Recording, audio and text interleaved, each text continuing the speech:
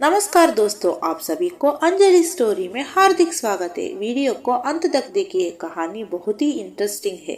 Channel को subscribe करना ना भूलिए। हाय दोस्तों, मैं चन्नप्पा उत्तर कर्नाटक से हूँ। मैं हमारे एक साहूकार के खेत में काम करता हूँ। जब मजदूर कम आते हैं तभी मैं मजदूरी करता हूँ, नहीं तो बस खेत की देखरेख में लगा रहता हूँ। मैं ज्यादातर खेत के घर में ही रहता हूँ। इस घर में हुई एक घटना के बारे में मैं आपको बताने जा रहा हूँ। अब सीधे कहानी पर आते हैं। हमारे खेत में अलग अलग गांवों से कई लोग काम करने आते हैं। उन्हीं में से शांत भी एक थी। देखने में बिल्कुल उत्तर कर्नाटक की ग्रामीण शैली वाली, माथे पर चौड़ा कुमकुम, गेहूं रंग की। ज्यादा सुंदर तो नहीं, लेकिन कद भी थोड़ा छोटा था। लेकिन वो खेत का काम बहुत अच्छे से करती थी। शांत के दो बच्चे थे, जिनमें से एक पढ़ाई के लिए दूसरे गांव में था और दूसरा हमारे ही गांव में रहता था। उनके पति कारीमनी मालिक गांव में नहीं रहते थे। वो काम के लिए बाहर जाते और जो पैसा कमाते वो शराब में उड़ा देते। कभी कभी तो घर भी नहीं आते। लेकिन शांत बहुत मेहनत से खेत में काम करके अपना जीवन चला रही थी। खेत में काम करते समय वो अपने पति की कमीज पहनकर घास निकालना, बीज छांटना, बुवाई करना आदि सब करती थी।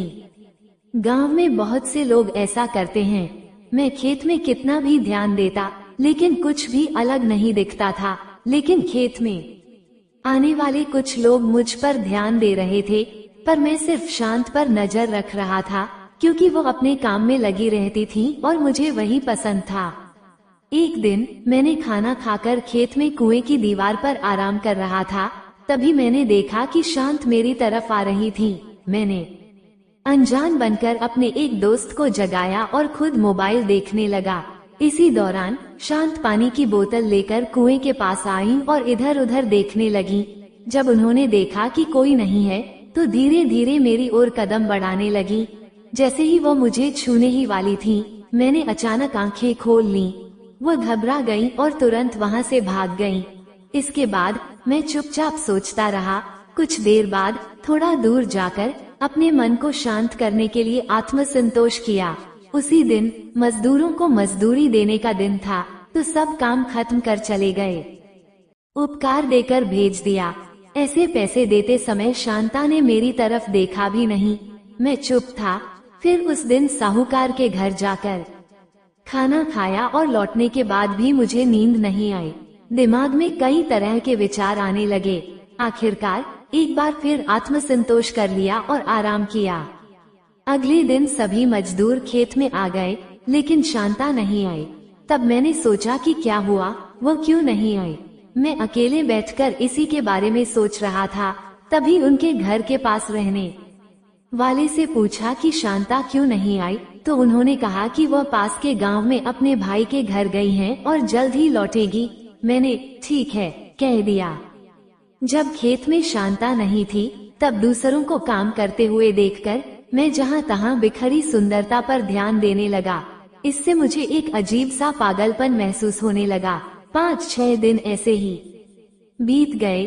फिर एक दिन जब मैं साहूकार के घर से लौट रहा था, तभी देखा कि शांता हमारी ओर चली आ रही थी। मैंने कहा, चलो खेत जा रहे हैं। वो गाड़ी में बैठ गई। मुझे मौका मिलते ही मैंने ब्रेक लगाते हुए खेत के पास गाड़ी रोक दी। सब कुछ समझने के बावजूद वो अनजान बनी रही। ये देखकर मुझे और जोश आ गया। अब हमारी आंखों के जरिए बातें होने लगी थीं। जब और लोग आसपास होते तो हमारी बातचीत का तरीका अलग होता, लेकिन जब हम अकेले होते तो कुछ और ही माहौल रहता। एक दिन मैंने शांता से कहा, आओ खाना खा लेते हैं, मैं खाना लाया हूँ। उन्होंने कहा, नहीं मैं घर से खाकर आई हूँ, तुम खा लो। मैंने फिर कहा, अरे आओ ना, अकेले खाने में अच्छा नहीं लगता। तब वह बैठ गई। जब खाना खा रहे थे और आसपास कोई नहीं था, तब मैंने कहा, परसों न जाने क्यों तुम कुछ करने वाली थी, लेकिन जैसे ही मैंने आंखें खोली तुम वहाँ से भाग गई। मुझे सब पता है। ये सुनकर शांता मेरी ओर देखने लगी। मैंने कहा, ठीक है छोड़ो, अगर तुम्हें इस बारे में बात करने का मन नहीं है तो कोई बात नहीं। वो चुपचाप खाना खाकर उठ गई। फिर 4-5 दिन तक हम दोनों शांत रहे। कुछ दिनों बाद जब खेत का काम खत्म हुआ और सब अपने घर जाने की तैयारी करने लगे, तब भी शांता खेत में काम कर रही थी। बाकी मजदूरों ने कहा शांता को 1 घंटे देर होगी, इसलिए वह देर से जाएगी। मैंने कहा ठीक है। शाम को खेत में सिर्फ हम दोनों थे। फिर करीब 7 बजे वह आई और बोली, मैं जा रही हूँ, आज का काम पूरा हो गया। मुगिसिनी कहने के बाद मैं चुप रहा, कुछ नहीं बोला। आखिर में उन्होंने फिर कहा, उस दिन मुझे ऐसा नहीं करना चाहिए था, लेकिन क्या करूं? अकेले रहकर कब तक चुप रहूं? मुझे भी तो एक जिंदगी मिली है। उस दिन जब घर जाकर खाना बना रही थी, तब तक बहुत देर तक रोती रही। ऐसा कहने के बाद मैंने कहा ठीक है, छोड़ो, अब इसमें तुम्हारी कोई गलती नहीं है। इन सब बातों से अपना दिमाग मत खराब करो। ये सुनकर शांता का चेहरा उतर गया और वो रोने लगी। शायद मेरे पिछले जन्म के पापों का ही फल है जो इस जन्म में मुझे मिल रहा है। सारी परेशानियां एक साथ आ रही हैं। घर में मेरा पति बाहर चला जाता है तो वापस आना ही नहीं चाहता, और जब आता भी है तो बस अपने ही धुन में रहता है। जब भी देखो तब मारपीट करना, गाली देना और मुझे परेशान करना, बस यही सब करता है। दिन भर खेत में मेहनत करके खाने का इंतजाम करती हूँ, लेकिन उस भूख का भी कोई मतलब नहीं रह गया। उन्होंने आगे कहा, उस दिन गलती हो गई, मुझसे नहीं होना चाहिए था, यह मेरी गलती थी, माफ कर दो। ये सुनकर मैंने कहा ठीक है, सब ठीक हो गया। जब वह जाने ही वाली थी, तभी अचानक एक बात मुझे याद आ गई और मैंने उनका हाथ पकड़ लिया। तब उन्होंने कहा, हाथ जोड़ती हूँ, छोड़ दो। तब मैंने कहा, कब तक ऐसे ही तड़पोगी? कुछ सोचो, कोई हल निकालो। तब शांता बोली, आप बड़े लोग हैं, आप तो कुछ भी करके अपनी समस्या से छुटकारा पा सकते हैं, लेकिन सारी परेशानियाँ तो हम गरीबों को ही झेलनी पड़ती हैं। ये सब मेरे लिए समस्या नहीं है, बल्कि तकलीफ है, लेकिन मैं भी कोई न कोई रास्ता निकाल लूंगी, छोड़ दो। तब मैंने कहा, इसमें बड़ा आदमी या छोटा आदमी कुछ नहीं होता। अगर तुम हाँ कह दो तो तुम्हारी भूख मिटाने के लिए मैं कोई रास्ता निकाल सकता हूँ। मैं बहुत दिनों से इंतजार कर रहा हूँ।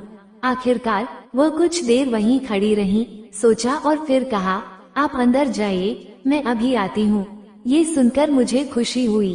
फिर उस दिन घर में वह काम पूरा करके अपने घर की ओर कदम बढ़ाए। जब से तुम्हें देखा है, तब से तुम्हारे बारे में थोड़ा बहुत सोच रहा था, लेकिन बेवजह परेशानी नहीं चाहिए, इसलिए चुप था। मेरे जीवन के लिए सही व्यक्ति तुम ही हो, यही फैसला कर लिया था। इसलिए यहाँ इतनी देर तक कोई नहीं आएगा। ये जानकर आज बहुत देर तक यहीं खेत में काम करते हुए तुम्हारे साथ बात करने का उपाय किया था, ऐसा उन्होंने कहा। इसके बाद जब भी मौका मिलता, कभी खेत में गन्ने के बीच या कभी घर में, वह काम चलता रहा। फिर सब कुछ एक समझौते की तरह ही चलता गया। अब मैं उस साहूकार की नौकरी छोड़कर दूसरे गांव आ गया हूँ, लेकिन कभी कभी गांव जाकर आता रहता हूँ। दोस्तों, अगर आपको ये कहानी पसंद आई हो तो इसे लाइक करें और हमारे चैनल को सब्सक्राइब करें।